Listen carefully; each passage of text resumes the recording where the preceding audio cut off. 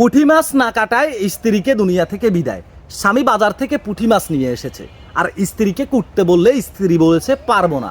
আর পারবো না কথাটি বলাতেই কিন্তু স্ত্রীকে স্বামী রাগান্বিত হয়ে মারধর করে এবং গলা টিপে জগাতে দুনিয়া থেকে বিদায় করে দেয়। আবার সেই স্বামী থানায় গিয়ে আত্মসমর্পণ করে যে আমি আমার স্ত্রীকে দুনিয়া থেকে বিদায় করে দিয়েছি।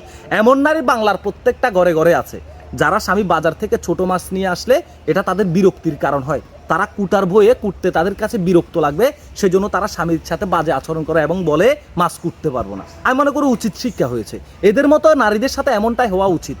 স্বামী শখ করে যে মানুষটা স্ত্রী সন্তানদের জন্য অক্লান্ত পরিশ্রম করে, সেই মানুষটা বাজার থেকে পুঁটি মাছ নিয়ে আসছে, সেটা সে কুটতে পারবে না, আর এটার কারণেই তাকে দুনিয়া থেকে বিদায় করেছে।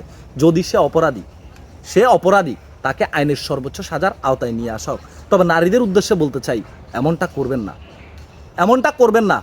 পুরুষ হচ্ছে পাগলা গোড়ার মতো, একবার যদি খেপে যায় তাকে কেউ রোখাতে পারে না, এটা মাথা রাখবেন।